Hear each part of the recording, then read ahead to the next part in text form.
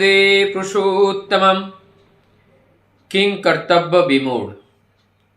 प्रत्येक व्यक्ति के जीवन में ऐसा अवसर आता है कि उनके सामने कोई रास्ता शेष नहीं रहता है और उस समय क्या करे क्या ना करे, एक चुनौती होता है फैसले करने का।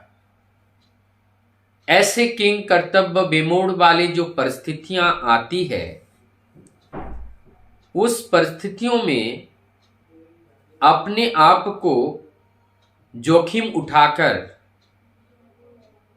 कोई अपने जीवन की चरम उपलब्धियों के शिखर तक पहुंचते हैं और कोई धड़म से जमीन पर गिर जाते हैं। यहां पर दो बातें हैं। कौन लोग ज्यादा परेशान, हताश, निराश, अवसाद से भर जाते हैं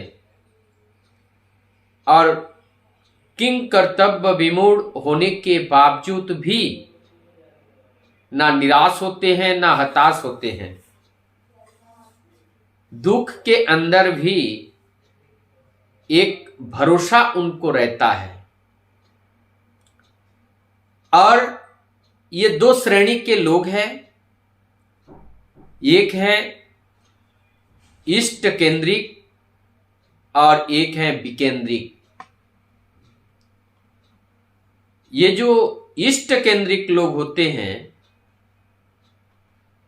ये किंग कर्तव्य विमूढ़ होने के बावजूद भी अपने नैया को माझधार में डूबने नहीं देते हैं,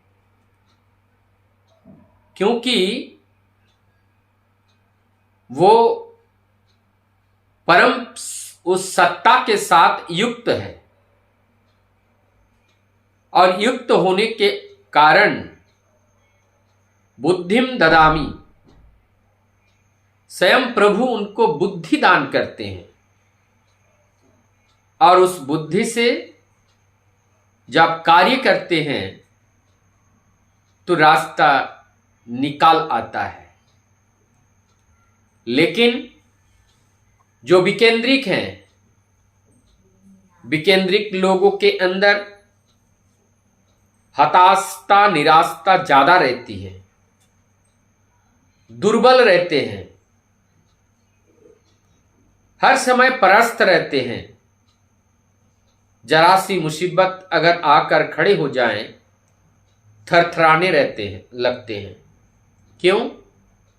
क्योंकि इनके केंद्र में वो सत्य नहीं है, इनके केंद्र में वो इष्ट नहीं है, इनके केंद्र में वो मंगलमय पुरुष नहीं है, इनके केंद्र में कोई ऐसा गार्जियन नहीं है जिनको आधार करके जीवन की नई यात्रा शुरू कर सके। इसीलिए जीवन में गुरु करना यह अत्यंत आवश्यक है। इस बात को हमें समझ लेना चाहिए, क्योंकि परमपिता ने हमारी देह का निर्माण एक मां के गर्भ से करके इस धरती के ऊपर लाया।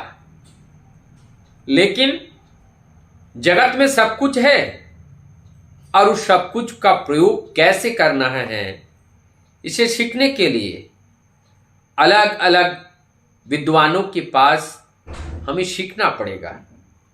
जिससे हम सीखेंगे, जिनसे हम जानेंगे, वो हमारे जीवन का गुरु बनेगा। ऐसे गुरु जब हमारे पास होते हैं, हम धीरे धीरे सब कुछ जानने लगते हैं। लेकिन संपूर्ण जगत में लाखों टीचर भी अगर है तो संपूर्ण ज्ञान को वो समझा नहीं पाते हैं। लेकिन परम पुरुष जब नरदेह धारण करके नारायण के रूप में जीव उद्धार के लिए, जगतवासियों के कल्याण के लिए, पथ दिखाने के लिए जब वो आते हैं और उनको जब गुरु रूप में हम जीवन में वरण करते हैं, तब हमारे जीवन में सीखने के लिए और कुछ अवशेष नहीं रह जाता है। क्यों? क्योंकि जो वर्ड टीचर होते हैं वो मल्टी डायमेंशनल एक्टिविटीज के अधिकारी होते हैं। वो सर्वज्ञ होते हैं, सर्वज्ञाता होते हैं, वो सब कुछ जानते हैं। और हम किस लिए इस धरती पर आए हैं, अर्थात वो मालिक हमें किस लिए धरती पर लाए हैं, किस कार्यों के लिए लाए हैं, वो मालिक जानते हैं। इसलिए परम पुरुष के सानिध्य लाभ करने से हम जिसको किम कर्तव्य विमूढ़ समझ रहे हैं, लेकिन वो एक बैरियर है और उस बैरियर को अतिक्रमण करने का जो युक्ति है वो युक्ति परम पुरुष जानते हैं। जब हम उनको जीवन में गुरु रूप में वरण करते हैं और हमारी संपूर्ण इच्छाएं, हमारी संपूर्ण वृत्ति प्रवृत्तियों की जो चाहत है वो चाहत परम पुरुष की इच्छा के अनुसार होने का प्रतिज्ञाबद्ध होते हैं। अर्थात जब हम इस शरीर को प्रभु के चरण में अर्पण कर दिया तो इस शरीर के अंदर जो वृत्ति प्रवृत्तियां जो है वो आप तो प्रभु के दास हो गए। अब वो हमारी बात को पालन नहीं करेगा, वो प्रभु के निर्देश को पालन करेगा। प्रभु का अर्थ है वो मंगल, और वो मंगलमय पुरुष और सत्य पुरुष। और वो सत्य जब उस परम सत्य का अनुसरण करके हमारा ये देह चलेगी, निश्चित रूप से उसमें मंगल ही होगा। और जब हम अपने जीवन में ऐसे आदर्श को गुरु रूप में वरण नहीं कर पाते हैं, तब जब हम किम कर्तव्य विमूढ़ हो जाते हैं, तब हमें राह दिखाई नहीं देता है। यहां पर दो बातें हैं। जब कोई राह नहीं दिखाई देते हैं, हमारे सामने दो रास्ते हैं, या तो चुनौतियों का स्वीकार करो या पराजय होकर बैठे रहो। अगर हम उससे अस्वीकार करते हैं, यदि हम हताश निराश होकर के बैठ जाते हैं, तब तो सफलता का 1% चांस भी नहीं रहता है। लेकिन जब हम उनको चुनौती देते हैं, तब हमारे पास कम से कम सफल होने की एक अवसर तो बचा रहता है। लेकिन जो वीर होते हैं, साहसी होते हैं, अदम्य साहस जिसके पास है और उस वीरता के साथ जब कार्य करता है, अधिकांश वो वीर विजय को प्राप्त होते हैं। और वही आशा के साथ जब हम किम कर्तव्य विमूढ़ होते हैं, प्रभु के स्मरण करते हैं और प्रभु का स्मरण करते हुए उनको माथे पे लेकर के जब हम कूद पड़ते हैं, हमारी जीवन की संपूर्ण ऊर्जा उसमें जब लगा देते हैं, तब हमारी जीवन में वो सफलता बन के आएगी, असफलता बन के आएगी।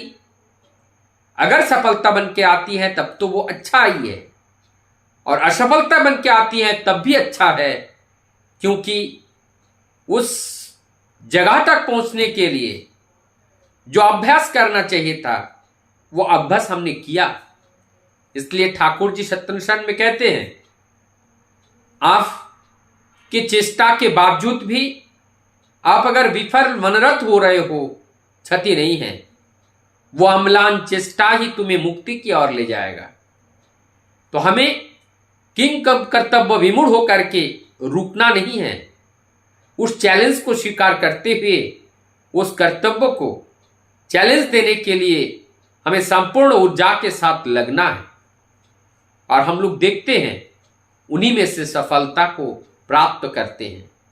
नहीं तो जो पहले से ही हार मान लेते हैं वो तो हारे हुए हैं ही, लेकिन जो हार नहीं मानते हैं उनके जीतने का जो चाहत है, जीतने का जो उमंग है, वो निश्चित रूप से प्रभु के दया से और प्रबल होकर के उनको विजय प्राप्त कराता है। और अगर विजय प्राप्त नहीं भी होते हैं तो ऐसे केसेस में पराजय भी विजय होता है। वंदे